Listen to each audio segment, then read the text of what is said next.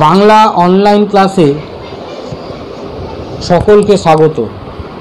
আজ আমি বাংলা সাহিত্যের ইতিহাসের একটি অংশ মধ্যযুগের মঙ্গল কাব্য নিয়ে আলোচনা করব। আলোচনার পূর্বেই আমাদের জেনে নেওয়া দরকার বাংলা সাহিত্যের ইতিহাস কী। বাংলা সাহিত্যের ইতিহাস বলতে আমরা বুঝি বাংলা সাহিত্য সৃষ্টির জন্মলগ্ন থেকে বর্তমান কালের ধারাবাহিক বিবর্তনের স্বরূপ।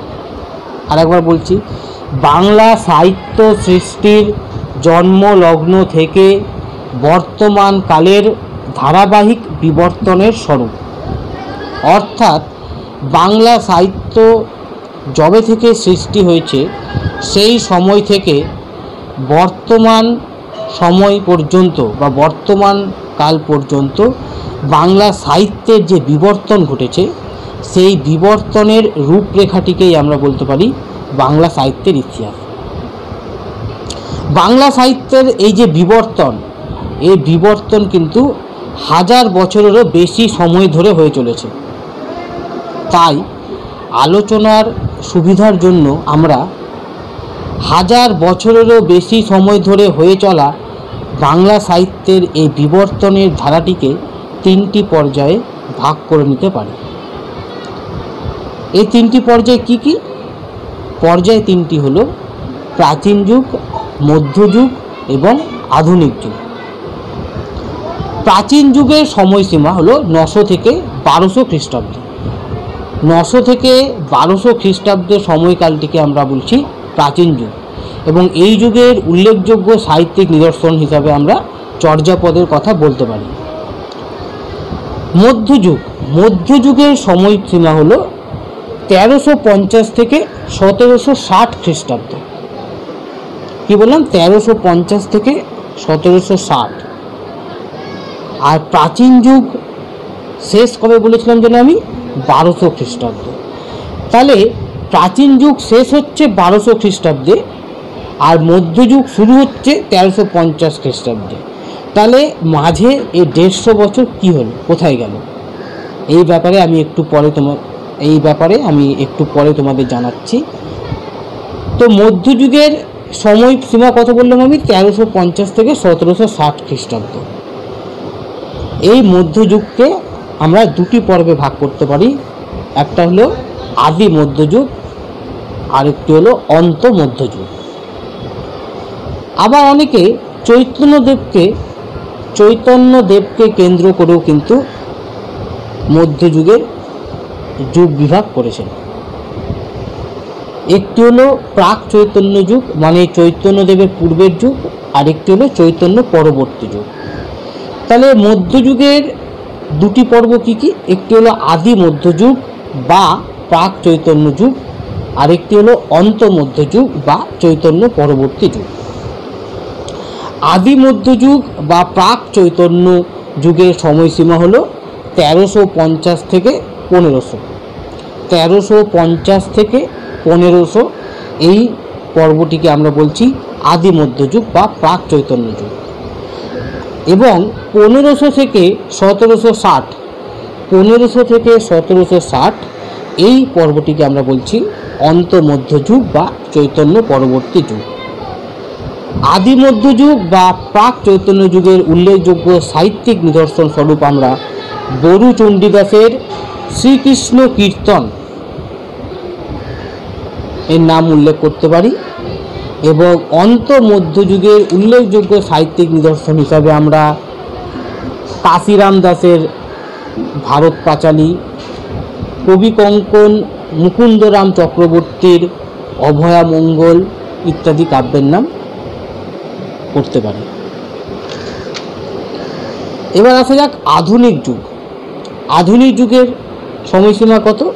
1800 খ্রিস্টাব্দ থেকে বর্তমান কাল, মানে এখনও 1800 থেকে বর্তমান কাল পর্যন্ত সময় পর্বটিকে আমরা বলছি আধুনিক যুগ। এবং এই যুগের উল্লেখযোগ্য সাহিত্যিক নিদর্শন হিসাবে আমরা রবীন্দ্রনাথ ঠাকুরের চোখের বালির উল্লেখ করতে পারি। আমরা উল্লেখ করতে পারি মাইকেল মধুসূদন দত্তের মেঘনাদ বধ কাব্যের। এগুলি সবই কি আধুনিক যুগের ফসল বা আধুনিক যুগের সাহিত্য। অর্থাৎ ফোর্ট উইলিয়াম কলেজ প্রতিষ্ঠিত হওয়ার পর থেকে আমরা বলতে পারি যে আধুনিক যুগের সূচনা। তাহলে সময় পর্বটিকে একটু ভেবে নিলে গেলে আমি বললাম মধ্যযুগের শেষ হয়েছিল 1760 আর আধুনিক যুগ শুরু হচ্ছে 1800। তবে মাঝের এই 40 বছর কোথায় গেল? আর ওদিকে আমরা দেখলাম যে প্রাচীন যুগ আর মধ্যযুগ শুরু হবার মাঝখানে 150 বছর। তাহলে এই 150 বছর আর এদিকে 40 বছর এগুলো কোথায় গেল? উড়ে তো যায়নি, তো নিশ্চয়ই কিছু একটা ব্যাপার আছে। তো 1200 থেকে 1350 আমি বলেছিলাম প্রাচীন যুগে শেষ হচ্ছে 1200 খ্রিস্টাব্দ এবং মধ্যযুগে শুরু হচ্ছে 1350। মাঝে এই 150 বছর মানে 1200 থেকে 1350 এই 150 বছরে রহস্যটা কী? বলছে আমরা সবাই জানি যে বাংলায় তুর্কি আক্রমণ ঘটে 1202 খ্রিস্টাব্দে। তুর্কি আক্রমণের পর বাংলায় কোনো নিয়ম নীতি ছিল না কোনো আইন শৃঙ্খলা। সর্বত্রই কী দেখা যেত? লুণ্ঠন, অত্যাচার, অনাচার। এর ফলে কী হয়েছিল? সমগ্র দেশে কিন্তু সমগ্র বাংলায় একটি বিশৃঙ্খলাময় পরিস্থিতির তৈরি হয়েছিল। এই বিশৃঙ্খলাময় পরিস্থিতিতে মানুষের জীবনযাত্রা অনিশ্চিত। তো যেখানে মানুষের জীবনযাত্রা অনিশ্চিত সেখানে কিন্তু মানুষ কোনো সাহিত্য রচনা করতে পারে না। আমি জীবনে বেঁচে থাকবো কি না সেই ব্যাপারে আমি নিশ্চিত নই। নিশ্চয়ই আমি কোনো গল্প বা কবিতা লিখতে বসবো না। গল্প বা কবিতা বা সাহিত্য হলো কি মানুষের শান্ত মনের ফসল। তোমার মন যদি শান্ত না থাকে তুমি কিন্তু সাহিত্য রচনা করতে পারো না, সাহিত্য রচনা করতে তুমি পারবে না। কারণ সাহিত্য রচনা করার জন্য ভাবতে হবে তোমাকে, এবং সেই ভাবনাটাই তোমার মনে আসবে না, কারণ তোমার জীবনে কি এখন অনিশ্চিত। চারিদিকে কি বিশৃঙ্খলাময় পরিস্থিতি, অত্যাচার, অনাচার, লুণ্ঠন, চারিদিকে এগুলোই ঘটে চলেছে। এরকম পরিস্থিতিতে তোমার মন কিন্তু কখনোই সাহিত্য লিখতে পারে না। তো এর ফলে কী হয়েছিল? সেই সময় বাংলায় কোনো সাহিত্য রচনা করা হয়নি। সেজন্য এই সময়টিকে বলা হয় অন্ধকারময় যুগ। এই যুগে বা এই 150 বছরে কিন্তু কোনো সাহিত্যের উল্লেখ পাওয়া যায় না। তাহলে 1200 থেকে 1350 এই সময় পরবর্তীকে আমরা কী বললাম? অন্ধকারময় যুগ। কারণ কি?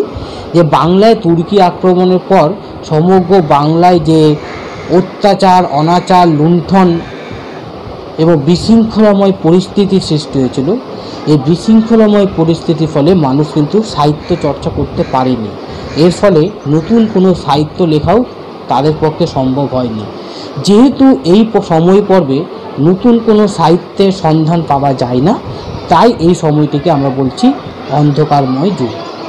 তাহলে প্রাচীন যুগ হলো 900 থেকে 1200, আবার 1200 থেকে 1350 হলো অন্ধকারময় যুগ, 1350 থেকে 1760 হলো মধ্যযুগ, এবং 1760 থেকে 1800 এই 40 বছর বাংলায় কোনো মৌলিক সাহিত্য রচনা হয়নি। মানে নতুন কোনো মৌলিক সাহিত্য কেউ রচনা করেনি। সাহিত্য লেখা হয়েছে, তবে সেগুলো কি অনুকরণ করা হয়েছে মাত্র।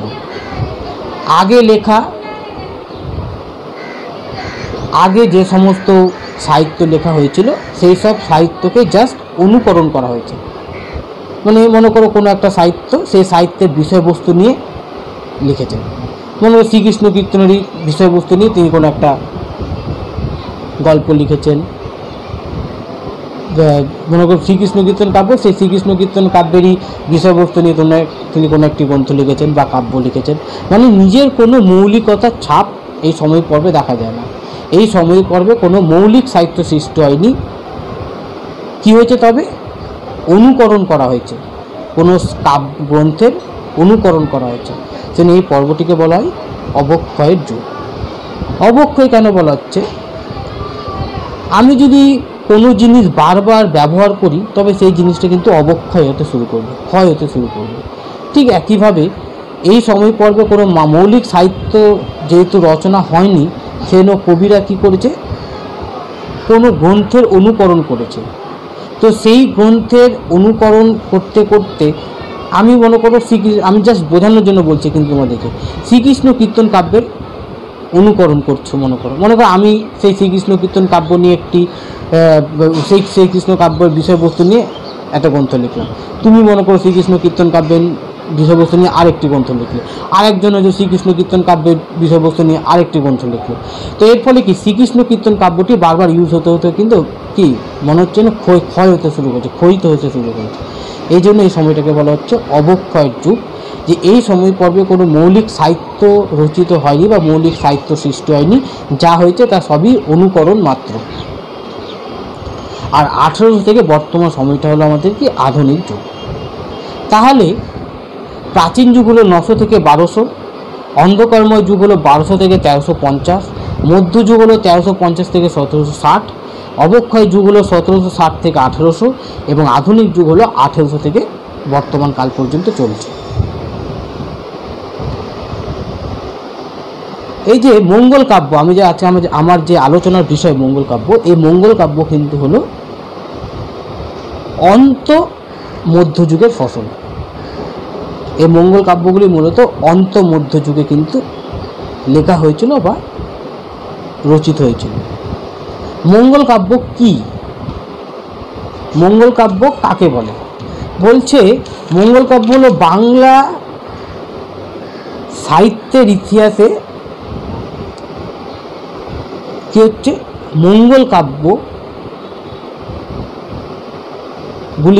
একটি বিশেষ উদ্দেশ্য নিয়ে লেখা হয়েছিল। এই মঙ্গল কাব্যগুলি একটি বিশেষ উদ্দেশ্য নিয়ে লেখা। বুঝে খ্রিস্টীয় ত্রয়োদশ শতকের মধ্যভাগ থেকে শুরু করে খ্রিস্টীয় অষ্টাদশ শতকের মধ্যভাগ পর্যন্ত এক শ্রেণীর লৌকিক দেবদেবীর বিজয় সূচক যে সমস্ত কাহিনী রচনা করা হয়েছিল বাংলা সাহিত্যের ইতিহাসে, সেগুলি মঙ্গল কাব্য নামে পরিচিত। তাহলে মঙ্গল কাব্য কি বললাম, যে খ্রিস্টীয় ত্রয়োদশ শতকের মধ্যভাগ থেকে অষ্টাদশ শতকের মধ্যভাগ পর্যন্ত এক শ্রেণীর সাহিত্য লেখা হয়েছিল, যে সাহিত্যগুলির মূল উদ্দেশ্য ছিল লৌকিক দেবতার মাহাত্ম্য বর্ণনা করা। লৌকিক দেবতার মাহাত্ম্য সূচক কাহিনীগুলি হলো মঙ্গল কাব্য। এই মঙ্গল কাব্যের জন্ম কবে? বলছে খ্রিস্টীয় ত্রয়োদশ শতকের মধ্যভাগ থেকে অষ্টাদশ শতকের মধ্যভাগ। ত্রয়োদশ শতকের মধ্যভাগ থেকে অষ্টাদশ শতকের মধ্যভাগ, এই সময় পূর্বে বাংলা সাহিত্যে বেশ কিছু কাহিনী রচনা হয়েছিল, যেগুলি কিন্তু কী ছিল, দেবদেবীর মাহাত্ম্য প্রচারের উদ্দেশ্যে। মানে দেবদেবীর মাহাত্ম্য প্রচারের উদ্দেশ্যে ত্রয়োদশ শতকের মধ্যভাগ থেকে অষ্টাদশ শতকের মধ্যভাগ পর্যন্ত বাংলা সাহিত্যে যে কাহিনী রচনা করা হয়েছিল বা রচিত হয়েছিল, সেগুলোকে আমরা বলি মঙ্গল কাব্য। Exact clear? মঙ্গল কাব্যের নামকরণের কারণ কি? এবারে আলোচনায় আসা যায় যে মঙ্গল কাব্য এরূপ নামকরণের কারণ কি। এই মঙ্গল কাব্যের এরূপ নামকরণের পেছনে অনেকে অনেক যুক্তি দেখিয়েছেন। প্রথমে বলি যে এই যে মঙ্গল কাব্যগুলি, কিন্তু এই মঙ্গল কাব্যগুলি কী হতো, 8 দিনে 16টি পালায় বিভক্ত করা হতো।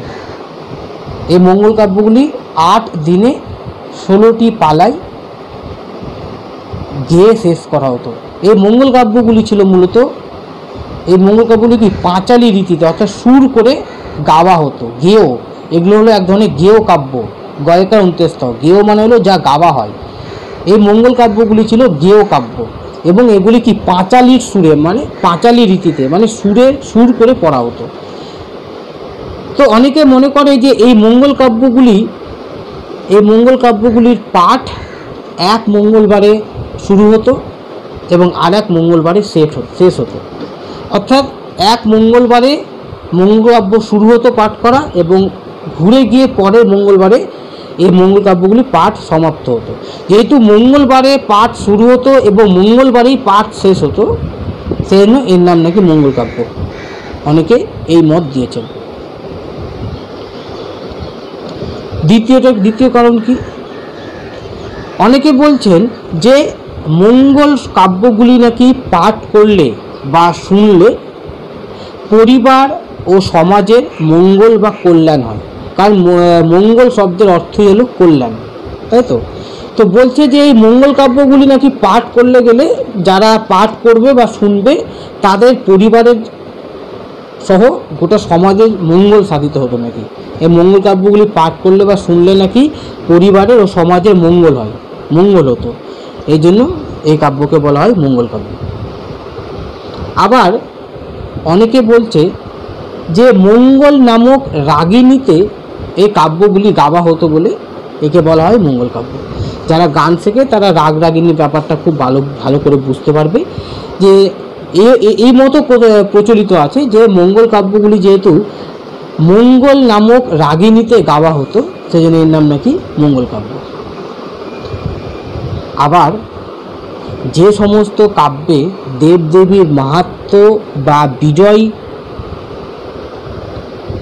আবার বলছি, যে সমস্ত কাব্যে দেবদেবীর মাহাত্ম্য বা বিজয় গাথা বর্ণিত হতো সেই সমস্ত কাব্যকে আমরা মঙ্গল কাব্য বলে থাকি এবং এই অর্থে কাব্যটির নাম নাকি মঙ্গল কাব্য। তাহলে আমরা এখানে চারটি কারণ পেলাম। এক হলো যে মঙ্গল কাব্যগুলি এক মঙ্গলবারে পাঠ করা শুরু হতো এবং অপর মঙ্গলবারে গিয়ে পাঠ শেষ হতো বলে এর নাম মঙ্গল কাব্য। আবার দ্বিতীয় মত, এই মঙ্গল কাব্যগুলি পাঠ করলে বা শুনলে নাকি সমাজের ও পরিবারের মঙ্গল বা কল্যাণ হয়, সেজন্য এর নাম মঙ্গল কাব্য। তৃতীয়ত, এই কাব্যগুলি মঙ্গল নামক রাগিণীতে গাওয়া হতো বলে এর নাম মঙ্গল কাব্য। আবার যে সমস্ত কাব্যে দেবদেবীর মাহাত্ম্য ও বিজয় গাথা বর্ণিত হয় সেই কাব্যগুলিকে আমরা মঙ্গল কাব্য বলে থাকি। এবং মধ্যযুগের এই যে কাব্যগুলি, এই কাব্যগুলির সবগুলোতেই কিন্তু দেবদেবীর মাহাত্ম্য বা বিজয় গাথা বর্ণিত রয়েছে বলে এগুলোকে আমরা মঙ্গল কাব্য বলে থাকি। তাহলে মঙ্গল কাব্যের নামকরণের চারটি কারণ আমরা এখানে আলোচনা করলাম।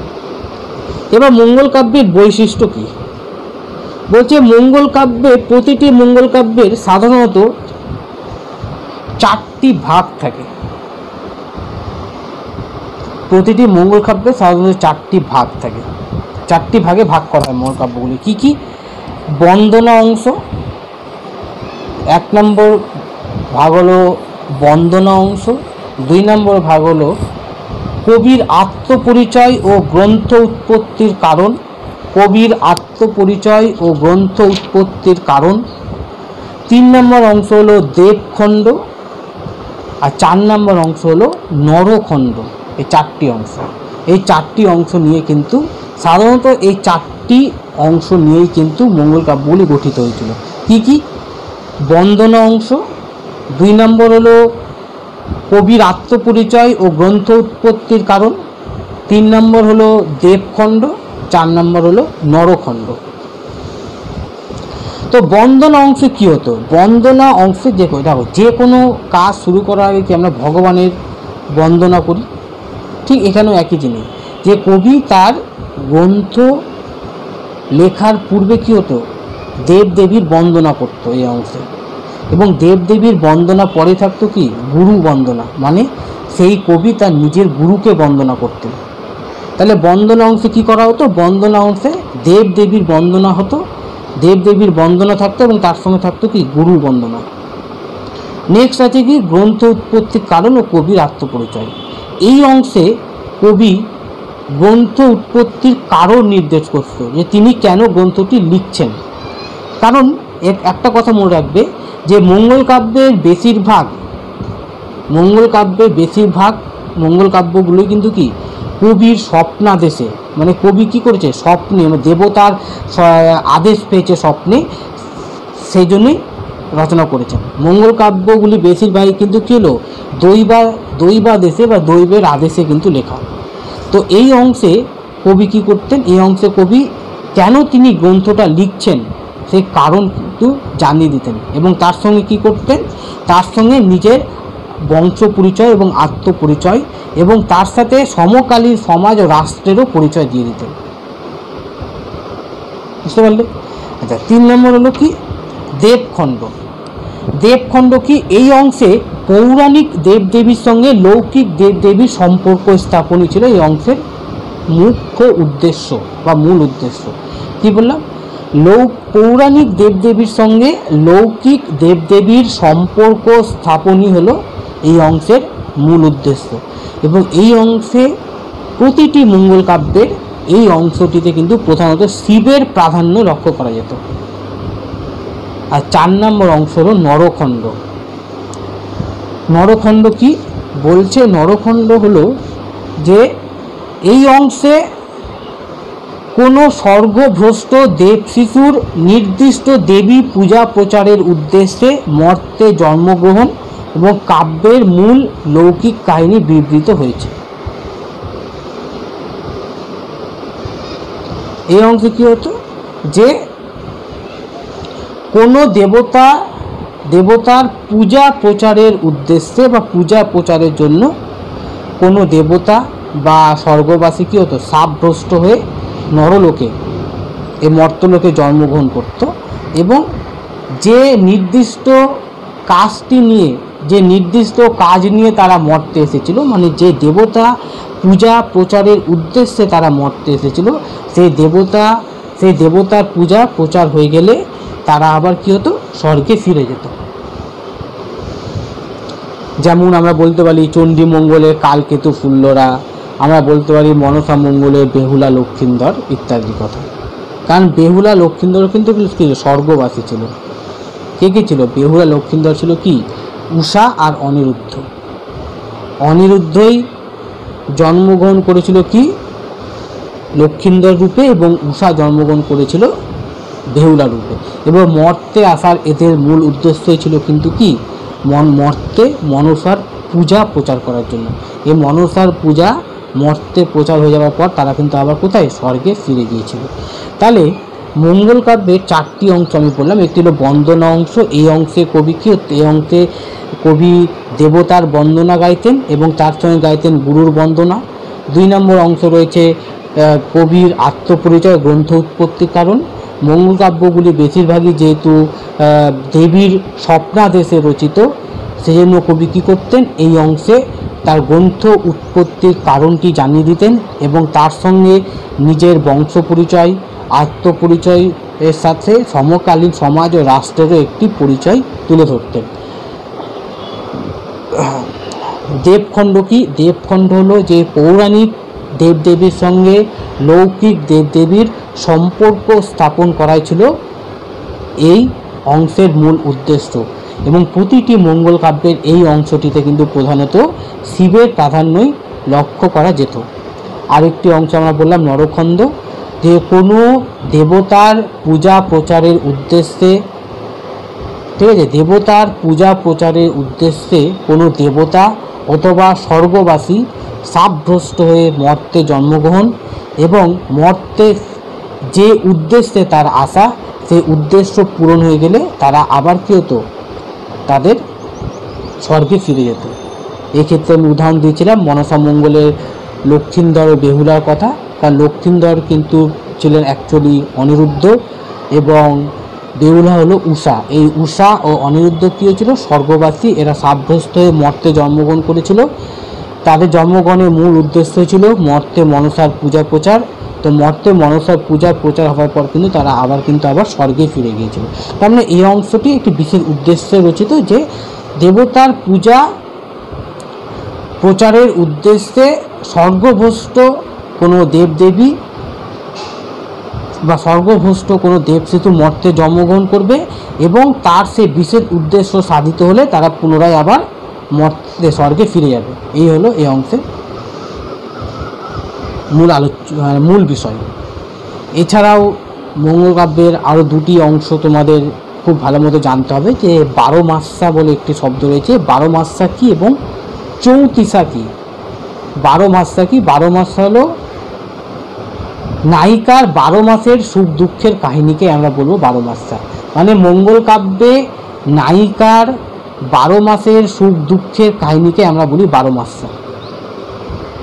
যেমন চণ্ডী মঙ্গলে তোমরা ফুল্লরার 12 মাসা উল্লেখ আছে, যে 12 মাসে নায়িকার 12 মাসের সুখ দুঃখের যে কাহিনী, সেই কাহিনীকে বলা হয় 12 মাসা। আর আছে চৌতিসা।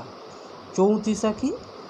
চৌতিসা হলো বাংলা ব্যঞ্জন বর্ণমালায় ক থেকে হ পর্যন্ত এই 34টি বর্ণের প্রত্যেক বর্ণকে লাইনের আদি বর্ণরূপে ব্যবহার করে নায়ক নায়িকা দেবতার উদ্দেশ্যে যে স্তুতি গান রচনা করতেন তাকে বলা হয় চৌতিসা।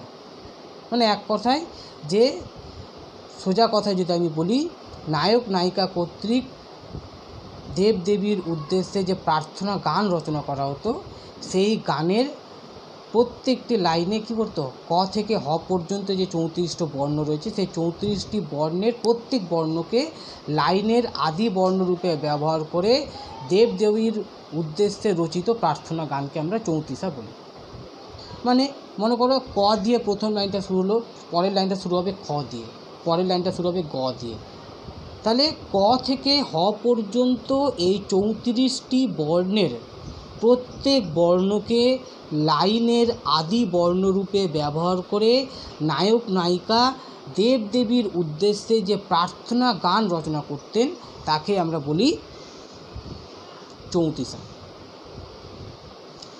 এই যে আমরা যে এতদিন ধরে মঙ্গল কাব্যগুলো বলছি, এই মঙ্গল কাব্য মধ্যযুগে যে মঙ্গল কাব্য রয়েছে, এই মধ্যযুগে মঙ্গল কাব্যের কয়টি ধারা? এই মধ্যযুগের মঙ্গল কাব্যের প্রধানত 3টি ধারা। একটি হলো মনসামঙ্গল, চণ্ডীমঙ্গল এবং ধর্মমঙ্গল। মঙ্গল কাব্যের প্রধান ধারা হলো 3টি। কী কী বললাম? চণ্ডীমঙ্গল, মনসামঙ্গল, ধর্মমঙ্গল। এছাড়াও পরবর্তীকালে কালিকা মঙ্গল, গঙ্গা মঙ্গল, শীতলা মঙ্গল, রায় মঙ্গল, কৃষ্ণ মঙ্গল ইত্যাদিও রচিত হয়েছিল। তাহলে মঙ্গল কাব্যের প্রধান ধারা 3টি, চণ্ডীমঙ্গল, মনসামঙ্গল, ধর্মমঙ্গল। কিন্তু পরবর্তীকালে কিন্তু আরও মঙ্গল কাব্য রচিত হয়েছিলেন, কালিকা মঙ্গল, শীতলা মঙ্গল, রায় মঙ্গল, গঙ্গা মঙ্গল, কৃষ্ণ মঙ্গল ইত্যাদি কিন্তু রচনা হয়েছিল। আজ আমাদের আলোচনা এইটুকুই থাকবে। এর পরের পর্বে আমরা মঙ্গল কাব্যের মনসামঙ্গল যে কাহিনী, সেই মনসামঙ্গল নিয়ে আমরা আলোচনা করব, যে বিজয়গুপ্তের মনসামঙ্গল কাব্যের বিষয়বস্তু কী, কাহিনী কী, এবং বিজয়গুপ্ত কবে জন্মেছেন, তার রচনার বিশেষ বৈশিষ্ট্য কী, তার লেখা কাব্য কবে আবিষ্কৃত কবে রচিত হয়েছিল তার কাব্যটি, এই সমস্ত ব্যাপারে আমরা পরের পর্বে আলোচনা